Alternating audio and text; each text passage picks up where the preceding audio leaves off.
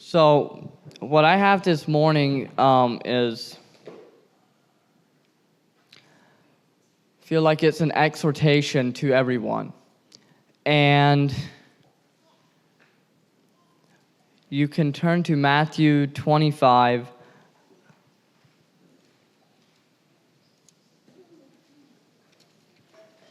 Verses 14 through 30.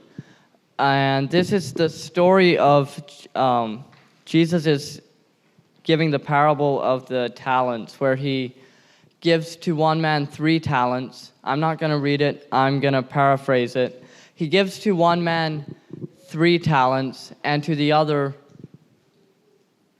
no, he gives 5 to the one, and 2 talents to another, and 1 talent to the last one.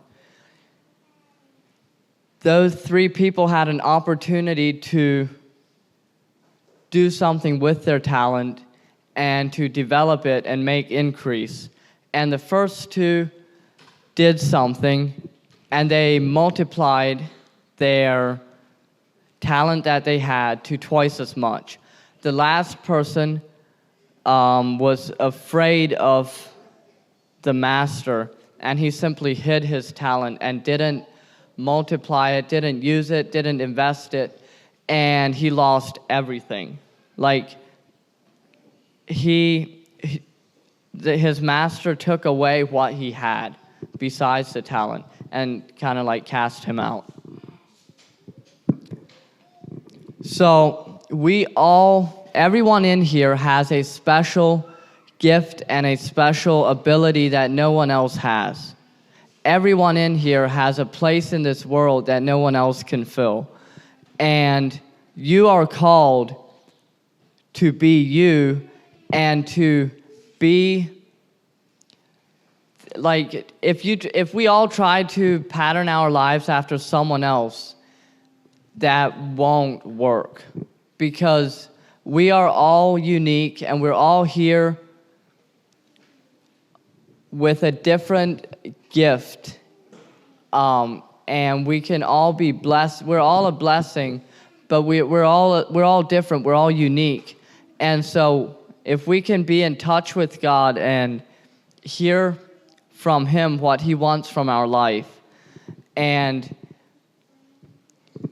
something that for me, it really helps to be intentional and realize that I am unique and I am different, and listen to what God tells you and act on that. Like, if you hear that still small voice prompting you to do something and you think that it might be weird or different, or you haven't seen anyone else do it that way, don't be afraid to step out and let that come, like, let that out and obey God in those little things, because you might be the person that God is calling to step up and step out. And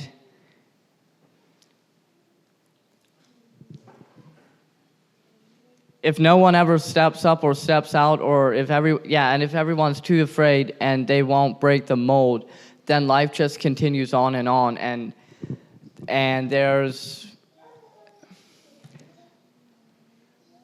a lot of things can happen that are not good then.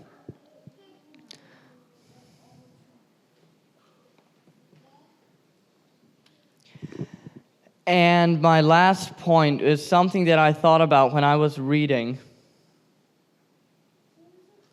Verse 25, the last steward says, "I was afraid and went and hid thy talent in the earth. Lo, here you have what is yours." The last servant was afraid, and he hid the talent. He didn't know his master's heart. And I think we have a responsibility to know our master's heart. And we know the truth that we read in the Bible. Now, we might not feel it all the time, but we know the truth. And so I encourage all of us to, if you don't feel the truth, but you want to get there and you want to believe and you want to get to where God is, like, if you want to walk in step with God and use your talent, it's important to